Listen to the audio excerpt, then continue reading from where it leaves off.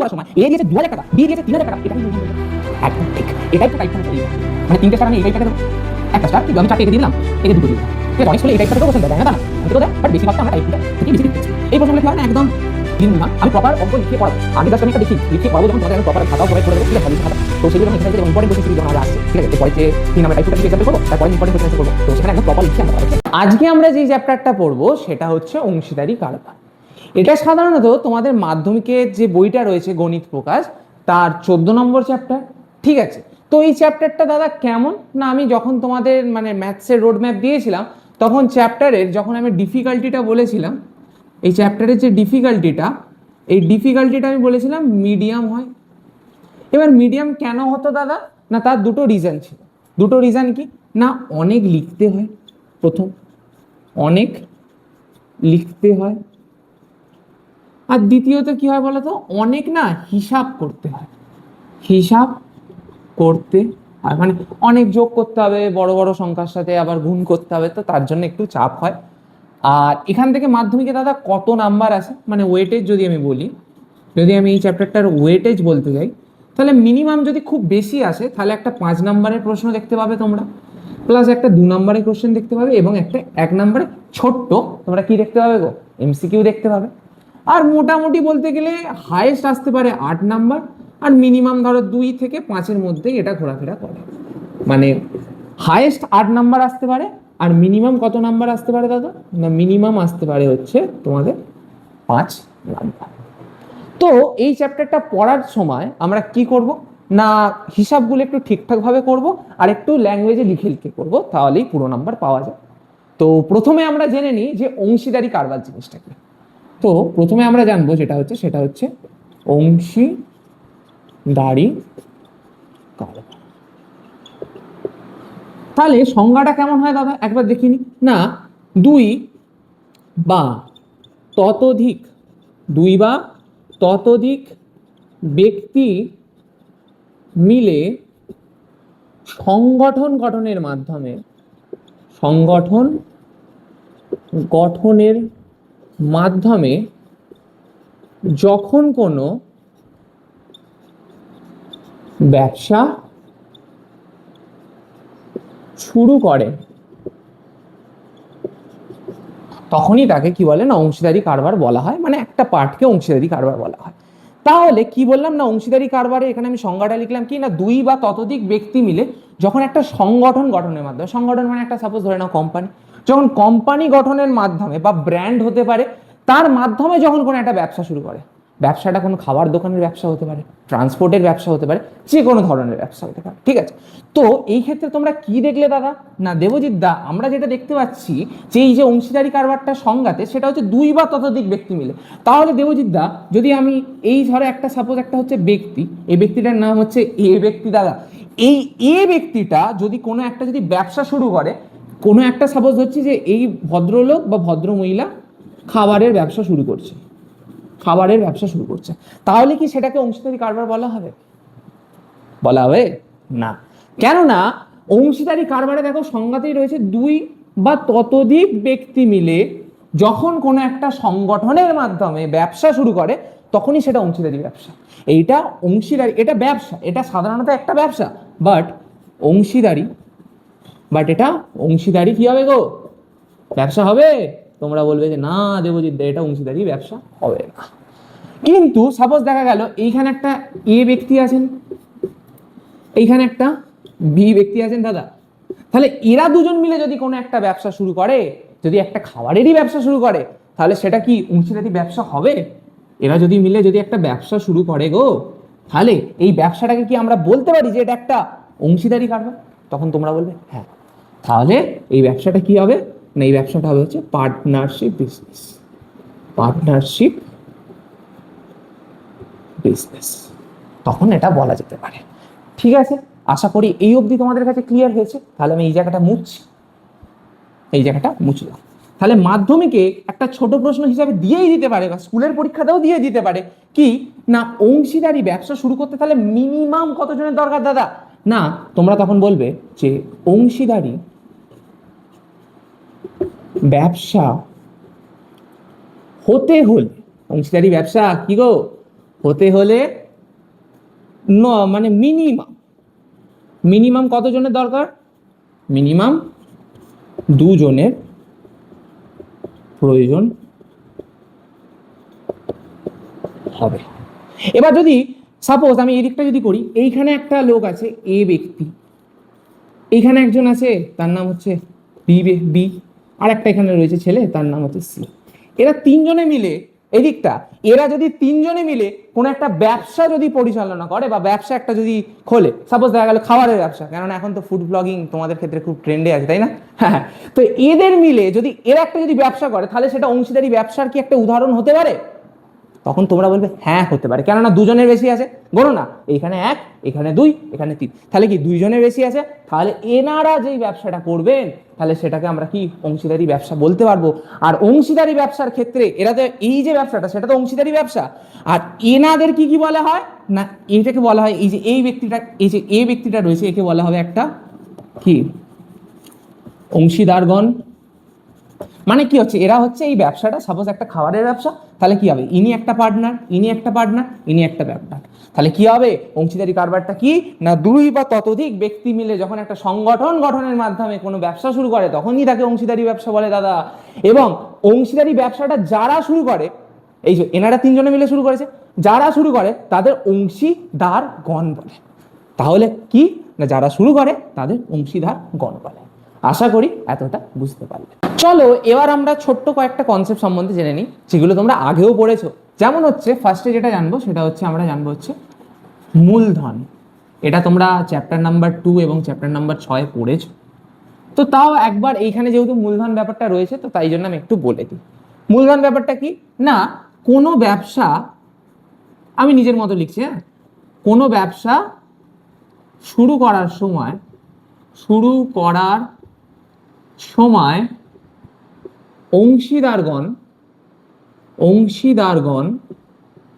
অংশীদারগণেরা যে পরিমাণ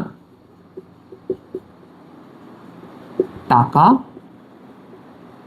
মানে ব্যবসাতে দেয় আর কি, টাকা ব্যবসাতে দেয়, তাহলে তখন তাকে কি বলে না, তখন তাকে মূলধন বলে দাদা। মানে সাপোজ দেখা গেল যে তোমরা দুজনে মিলে অংশীদারি ব্যবসা, আবার একবার রিভাইজ করে দিই, তাহলে কি হয় না, অংশীদারি ব্যবসা শুরু করার জন্য মিনিমাম 2 জনকে প্রয়োজন হয় দাদা, তাই জন্য 2 জনকে আমরা আঁকলাম।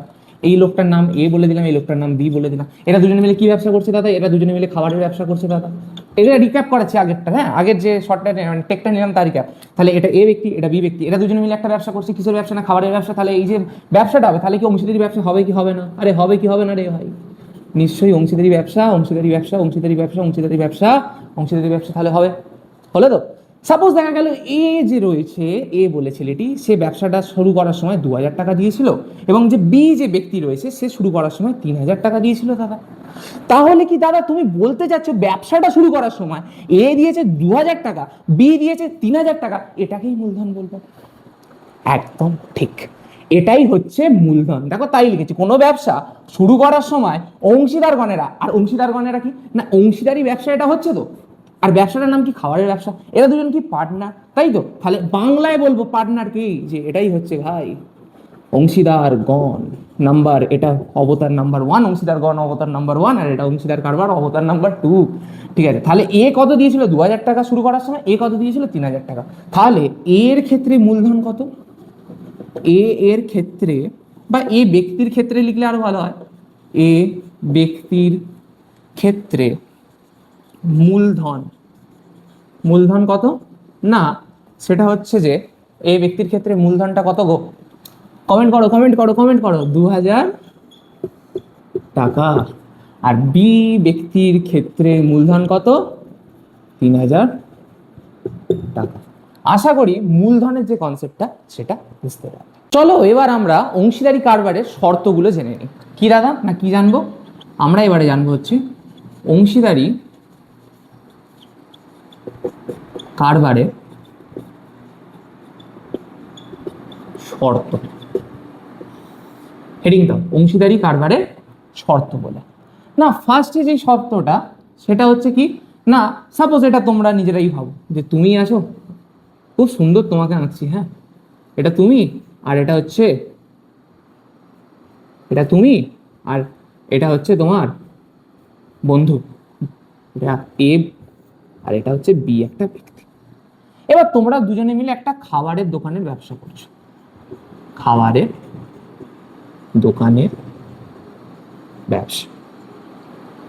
এবার তুমি কি চাইবে, বা তোমরা দুজনে কি চাইবে, যে যদি একটা দিনে 100 টাকা লাভ হয়, তাহলে নিশ্চয়ই চাইবে না যে তোমার, নিশ্চয়ই তোমরা আর একটা বন্ধু চাইবে না যে তোমাকে পুরো 100 টাকা দিয়ে দিতে, বা ধরো তুমি চাইবে না যে তোমার বন্ধুকে পুরো 100 টাকা দিয়ে দিতে। তাই জন্য কেউই যাতে কান্নাকাটি না করে তোমাদের দুজনের মধ্যে, তাই জন্য কি করবে, তুমি বলবে মানে 100 টাকা লাভ হয়েছে, তখন তুমি বললে আমি 50 টাকা নিই ভাই, তুই 50 টাকা নে ভাই। তাহলে কি দুজনে সমানভাবে টাকা ভাগ করে নিচ্ছ। তাহলে ফার্স্ট শর্তটা কি হবে, এখান থেকেই তৈরি হয়ে গেল যে দুজন সমান টাকা, দুজন সমান টাকা নেবে, ঠিক আছে। বা একটু এইরকম ল্যাঙ্গুয়েজে যদি করি, তাহলে দুজনে লাভ হলে, বা দুজনে কি করবে না, ব্যবসায়, দুজনে ব্যবসায় যে পরিমাণ টাকা, যে পরিমাণ টাকা লাভ হবে তা সমানভাবে, তা সমানভাবে কি করবে গো, ভাগ করে নেবে। এবার শুধুমাত্র এই যে ব্যবসায় যে লাভ হবে তার কোনো মানে নেই। কোনো কোনো দিন দেখা গেল তোমাদের দুজনে খুবই খিদে পেয়েছে, নিজেরাই দোকানে রান্না করছো, নিজেরাই তোমরা খাচ্ছ, তাহলে আর কি হবে, লস হয়ে গেল তো। সাপোজ দেখা গেল 100 টাকা কোনোদিন লস হলো, তাহলে কি করবে, সেটাকে রিকভারির জন্য তুমি 50 টাকা বাড়ি থেকে দেবে, এই 50 টাকা বাড়ি থেকে দেবে, তাই তো। এবং এটা লিখেও নেবে, দুজনে ব্যবসায়, দুজনের ব্যবসায় যে পরিমাণ টাকা ক্ষতি হবে তাও তারা সমানভাবে কি করে, ভাগ করেই দেওয়ার চেষ্টা করবে। দুজনের ব্যবসা, হ্যাঁ ঠিক আছে, দুজনের পর একটা আপনার কমা দিয়ে দাও, ঠিক আছে। এরপরে যেটা আমি করব হচ্ছে সেকেন্ড শর্ত। সেকেন্ড শর্ত কি না, মূলধনের, মূলধনের অনুপাতের ভিত্তিতে ভাগ করে নেবে। কি, মূলধনের অনুপাতের ভিত্তিতে টাকা ভাগ করে নেবে। এবার দাদা এটা কি বললে, মূলধনের অনুপাতটাই বাকি, মূলধনটা তো নয় বুঝলাম, এটা মূলধনের অনুপাতটা কি সেটা তো বোঝাও। তার জন্য আমি এই জায়গাটা মুছছি, এই জায়গাটা মুছছি মুছছি মুছছি মুছছি মুছছি মুছছি মুছছি। তাহলে কি হবে না, এখানে একটা এ লোক ছিল, হ্যাঁ ছিল, এখানে একটা বি লোক ছিল, হ্যাঁ ছিল, এবং এরাই কোনো ব্যবসা শুরু করার সময় যে পরিমাণ টাকা দিয়েছিল, এ ব্যক্তিটা যা টাকা দেবে সেটাকে কি মূলধন বলবো, হ্যাঁ কি না, একদম। আমি শুনলাম যে এ ব্যক্তিটা এই ক্ষেত্রে 500 টাকা দিয়েছে ব্যবসা শুরুর সময়, এবং বি ব্যক্তিটা ব্যবসা শুরুর সময় 1000 টাকা দিয়েছে দাদা, 1000 টাকা দিয়েছে দাদা। তাহলে এই 500 টাকা এর ক্ষেত্রে মূলধন, আর বি এর ক্ষেত্রে 1000 টাকা মূলধন দাদা। তাহলে মূলধনের অনুপাত বলতে কি বোঝাতে চাইছো দাদা, তুমি কি এ যে টাকা দিয়েছে মানে এ যে মূলধন, মানে তুমি বোঝাতে চাইছো এ এর মূলধন ইস্টু কি বি এর মূলধন, বি এর মূলধন। আমি বলবো একদম তাই বোঝাতে চাইছি ভাই। তাহলে কি হবে না, এর মূলধন কত দাদা, 500 টাকা, ইস্টু বি এর মূলধন কত না, 1000 টাকা। তাহলে এটা যদি তুমি মানে অনুপাত সমানুপাত তোমরা ফার্স্ট টার্মেই করেছো, তাহলে অ্যান্সার কত আছে, 1/2। এর ভিত্তিতে ওরা লাভের যে টাকাটা বা ক্ষতির যে টাকাটা সেটা ভাগ করে নেবে। তার মানে দাদা তুমি কি বলতে চাইছো, তার মানে দাদা তুমি কি বলতে চাইছো যে মূলধনের অনুপাত, মূলধনের অনুপাত যেটা, মূলধনের অনুপাত যেটা, এদিকটা আমি যদি মুছি, এদিকটা যদি আমি মুছি, তাহলে কি হবে, মূলধনের অনুপাত যেটা সেটাই কি হবে, লাভের অনুপাত, লাভের অনুপাত, লাভের অনুপাত। কিন্তু কোনো কোনো সময় তো ব্যবসাতে ক্ষতিও হবে দাদা, তাহলে সেই ক্ষেত্রে কি সেটাই কি ক্ষতির অনুপাতের সাথে সমান হবে, মানে মূলধনের যে অনুপাতটা সেটা কি কোনো কোনো সময় ক্ষতির সাথেও সমান হবে দাদা। আমি বলবো একদম ঠিক হবে, কেননা ভাই দেখ কেউ তো আর এক্সট্রা টাকা দেবে না, প্রথমে দেখা গেল দুজনে মিলে ভাগ করে দিতে পারে, বা ক্ষতি যার পরিমাণ হয়তো দেখা গেল কোনো ব্যবসায় কেউ বেশি পরিমাণ টাকা দিয়েছে, কেউ কম পরিমাণ টাকা দিয়েছে, ঠিক আছে, তো ওনার যে হয় তাকে বেশি পরিমাণ দিতে হয়। আর যখনই ভাই ধর ওনার রয়েছে, এবার তার আন্ডারে তো অনেকজন কাজ করে, ঠিক আছে, তার আন্ডারে যারা কাজ করে, কোম্পানি যদি লস হয়, হ্যাঁ স্যালারি কমতে পারে, বাট তারা কি অনেক টাকা দেয়, দেয় না, ওনারকে বেশি দিতে হয়। তো তাই জন্যই তো মূলধনের অনুপাত যার ক্ষেত্রে যত বেশি, তার ক্ষেত্রে লাভের পরিমাণটাও যেমন বেশি হবে, কিন্তু ক্ষতিও যখন হবে না তাকেই বেশি টাকা দিতে হবে। কি হবে তাহলে না, মূলধনের অনুপাত ইকুয়াল টু হয় লাভের অনুপাত বা ক্ষতির অনুপাত। আর এই যে রিলেশন যেটা আমি বলে দিলাম, এই যে রিলেশন আমি যেটা বলে দিলাম, এটা খুব খুব খুব ইম্পর্টেন্ট মাধ্যমিকের জন্য। এখান থেকে আগেও প্রশ্ন এসছে, এবারেও আসতে পারে, এবং স্কুলে তো আসবেই, ধরে চলে যেতে পারে। এবং এই বেসিসে আমরা কয়েকটা অঙ্ক করব। তার আগে আর একটা শর্ত আছে, সেটা আমরা লিখে নিই না। আরেকটা শর্ত কি, 3 নম্বর শর্ত, যে এদের মধ্যে যেমন ধর দেখা গেল কন্ট্রাক্ট অনুযায়ী যে যে বেশিক্ষণ খাটছে সেই হিসাবে টাকা পেতে পারে কেউ বেশি, বা যে কম সময় খাটছে সে অবভিয়াসলি কম টাকা পাবে, যে বেশি সময় খাটছে সে অবশ্যই বেশি টাকা পাবে না। তাহলে কি না, কোনো চুক্তিতে হতে পারে, ঠিক আছে, কোনো চুক্তির মাধ্যমে, কোনো চুক্তির মাধ্যমে কি হতে পারে না, টাকা ভাগ করা যেতে পারে। মানে কি না, যে বেশি সময় খাটছে সে বেশি টাকা পাবে, যে কম সময় খাটছে সে কম টাকা পাবে। বা দেখা গেল কোনো মাসের ক্ষেত্রে এ ভাই খেটে দিল 5 ঘন্টা বেশি, তার জন্য ওকে মালিক যে রয়েছে সে 500 টাকা বেশি দিল। তো তাই জন্যই বলেছে কোনো চুক্তির মাধ্যমেও টাকা ভাগ করা যেতে পারে। তাহলে মেনলি 3টে শর্ত, দুজনে সমান টাকা ভাগ করে নেবে। সেকেন্ড শর্ত হচ্ছে মূলধনের অনুপাতের ভিত্তিতে টাকা ভাগ করে নেবে, যেটাই খুব ইম্পর্টেন্ট। এবং সেখান থেকে যে মূলধনের অনুপাত ইকুয়াল টু লাভের অনুপাত বা ক্ষতির অনুপাত হয়, সেটা তো খুবই ইম্পর্টেন্ট, এবং মাধ্যমিকের প্রশ্ন এখান থেকে আসবে। আর 3 নম্বর যে শর্তটা রয়েছে সেটা হচ্ছে কোনো চুক্তির মাধ্যমে টাকা ভাগ করে নিতে পারে। তাহলে এগুলোই ছিল অংশীদারি কারবারের শর্তগুলো। এরপর আমরা অংশীদারি কারবারের প্রকারভেদগুলো দেখে নিই। না দাদা, অংশীদারি কারবার, অংশীদারি কারবারকে ভুলে গেলে চলবে না। হ্যাঁ, অংশীদারি কারবার, কেননা আমরা এখন অংশীদারি কারবারই পড়বো, আরো 2-3টে মতো লেকচার লাগবে শেষ হতে। তো অংশীদারি কারবার কত প্রকারের হয় দাদা? না, অংশীদারি কারবার হচ্ছে 2 প্রকারের হয়। অংশীদারি কারবার হচ্ছে 2 প্রকারের হয়। 2 প্রকারের কি কি না, একটা হচ্ছে সরল অংশীদারি কারবার, আর একটা হচ্ছে মিশ্র অংশীদারি কারবার। ঠিক আছে, সরল অংশীদারি কারবার কাকে বলে দাদা? না, যখন সবাই একই সময়, যখন সবাই একই সময় কি করবে না, একই সময় টাকা দেবে। আর এই ক্ষেত্রে মিশ্রর ক্ষেত্রে কি হবে না, যখন সবাই একই সময় টাকা দেবে না, মানে ভিন্ন ভিন্ন সময় টাকা দেবে দাদা। কি হবে না, যখন সবাই ভিন্ন ভিন্ন সময় টাকা দেবে। চলো একটু বুঝে নেওয়া যাক এটা। না, এইখানে একটা লোক আছে এ, এখানে একটা লোক আছে বি, এখানে একটা লোক আছে সি, এরা 3জনে মিলে একটা ব্যবসা করছে। তাহলে কি সেটা অংশীদারি কারবার হবে দাদা? আমি বলবো একদম হবে দাদা। কেননা দেখো, মিনিমাম 2জন লাগে। আমি যদি গুনি 1 জন 2 জন 3 জন, তাহলে 3জন আছে, তার মানে কি এটা অংশীদারি ব্যবসা হবে। সাপোজ একটা কিছু একটা ব্যবসা করছে, ঠিক আছে, এরা 3জনই বলছে যে না আমরা একটা টাইমেই টাকা দেবো। সাপোজ আমি বলছি এরা 3জনই 15ই আগস্টে টাকা দিচ্ছে, এরা 3জনই 15 আগস্টে টাকা দিচ্ছে। তাহলে কি দাদা, এই যে সরলের ক্ষেত্রে টাকার পরিমাণটাও কি সেম হতে হবে? মানে 3জন যদি যদি 500 টাকা দেয়, বি কেও তাহলে কি 500 টাকা দিতে হবে? এই কনসেপ্ট, এইগুলো খুব ভুল হয়, ঠিক আছে, মিসকনসেপশন থেকে যায়। ওরকম কোনো ফ্যাক্টর নয়। যদি 500 টাকা দেয়, তাহলে 10 টাকাও দিতে পারে, 1 টাকাও দিতে পারে, যার যেমন সামর্থ্য সেই অনুযায়ী সে ব্যবসাতে দেবে। কিন্তু 3জনকেই কি 100, মানে 3জনকেই কি 500 টাকা দিতে হবে দাদা? তো এরকম কোনো মানে নেই, ঠিক আছে।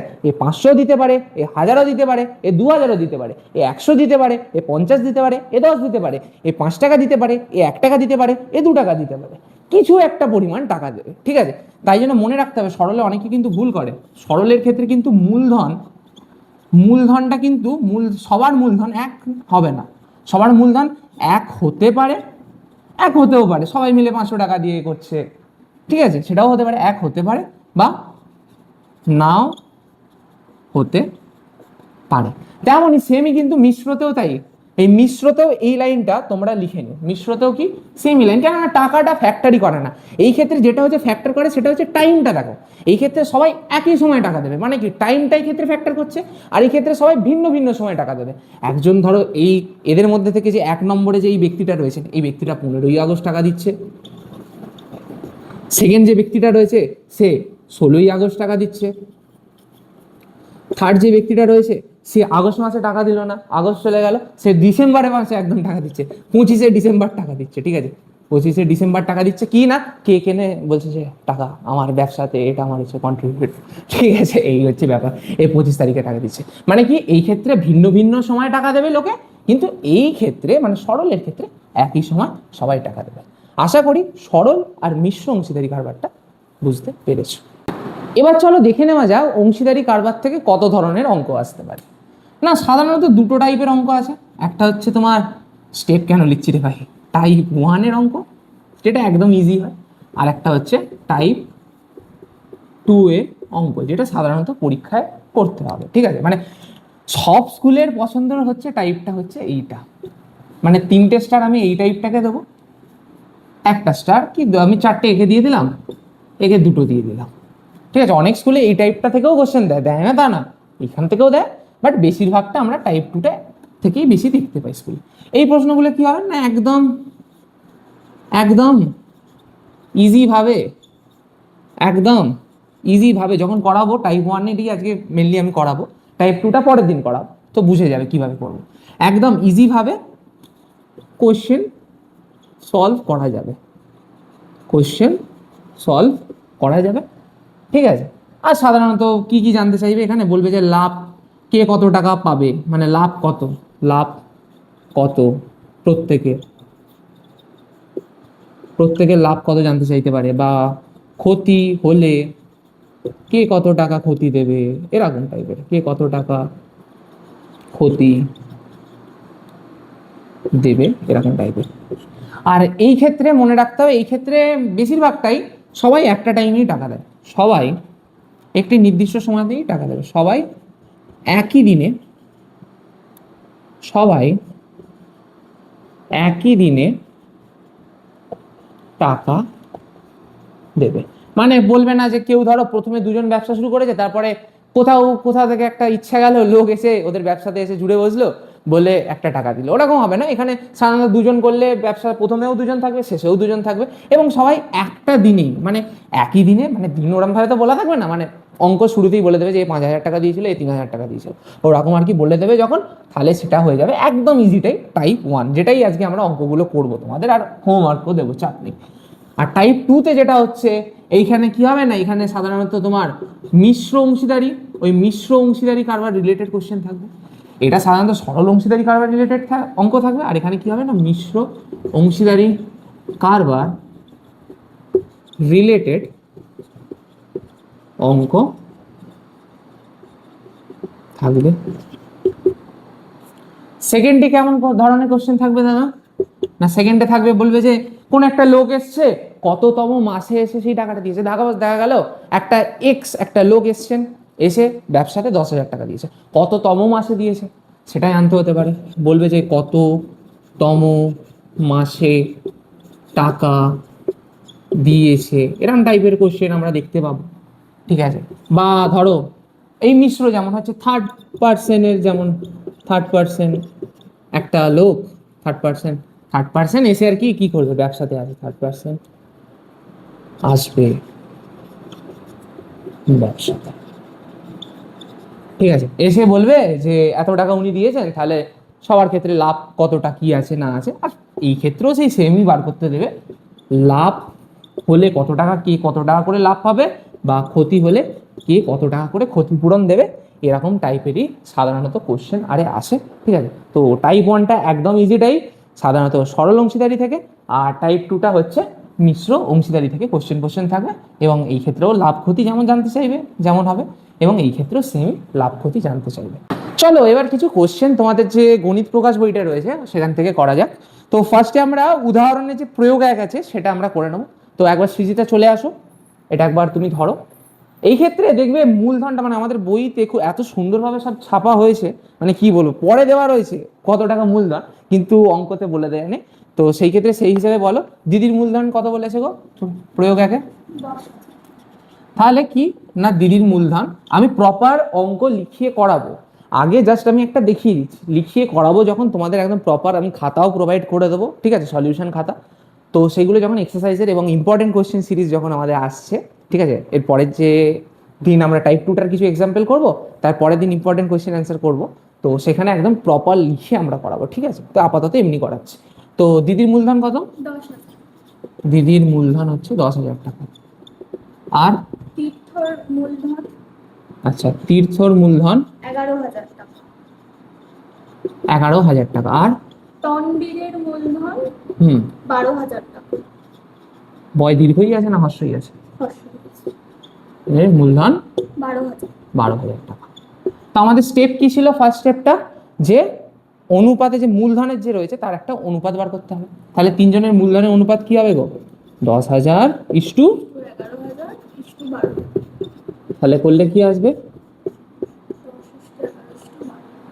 10 ইস্টু 11 ইস্টু 10 ইস্টু 11 ইস্টু 12।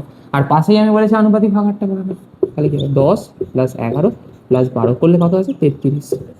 ঠিক আছে, তাহলে দিদির আনুপাতিক ভাগার কত আসবে? দিদির আনুপাতিক ভাগার কত আসবে বলো? 10/, বাই 33। তারপরে যদি আমি করি তীর্থের আনুপাতিক ভাগার কত আসবে? 11/33। আর তনবীরের 12/33। এই অবধি দেখো, ফার্স্ট স্টেপ এটা ছিল, সেকেন্ড স্টেপ এটা ছিল, থার্ডে আমরা বার করবো যে লাভ আর ক্ষতির পরিমাণ কত। কি হয়েছে, লাভ না ক্ষতি? লাভ হয়েছে, কত টাকা লাভ হয়েছে? 9,900 টাকা। 9,900 টাকা লাভ হয়েছে। তাহলে দিদি কত টাকা পাবে? দিদি পাবেন কত টাকা পাবেন? না দিদির লাভের, ঠিক আছে, দিদি পাবেন কত টাকা পাবেন? না 10/33 বলেছিলাম, আনুপাতিক ভাগাড়ের সাথে এটাকে গুণ করে দাও। তারপরে হচ্ছে তীর্থ পাবেন, ঠিক আছে, ওটা প্রপার ল্যাঙ্গুয়েজে যখন লেখাবো তখন ভালো লিখে দেবো। এত ইন্টু 9,900 টাকা, এত 9,900 টাকা। আর কে রয়েছে? তন্মীর পাবেন কত? 12/33 ইন্টু 9,900 টাকা। তাহলে এটাকে সলভ করলেই অ্যান্সার চলে আসবে। একবার সৃজিতা সরে যাও, দেখি মার্কারটা কোথায় যাবে। তাহলে এটার সাথে এটা যদি কাটো তাহলে কত হয়? 300 হয়, কাটলে 300 হয়, কাটলে 300 হয়। ঠিক আছে, এই হচ্ছে ব্যাপার স্যাপার। একটু শ্রীতে একটু চেপে যাও দিকটা, আমি তাহলে বোর্ডেরটা ওদের একটু দেখাতে পারবো আর কি। আচ্ছা, তাহলে দিদি কত টাকা পাবেন? 300-র সাথে 10 গুণ করতে হবে, তাহলে কত হবে? 3,000 টাকা। মানে 3K লিখে দিলাম একদম তোমাদের ভালোভাবে। 300 ইন্টু 11 করলে কত হয়? 3,300, মানে 3.3K টাকা। আর এটা হচ্ছে কত? 300 ইন্টু 12 করলে কত হয়? 3600, মানে হচ্ছে 3.6K টাকা। এরমভাবেই তোমাদের সব অঙ্কগুলো করতে হবে। তো আজকের ভিডিওতে এতটাই। আগের অঙ্কটা তাও একটু বলে দিই। 3K মানে 3,000, 3.3K মানে হচ্ছে 3,300 টাকা, আর তনবীর পাবে হচ্ছে 3.6K মানে হচ্ছে 3,600 টাকা।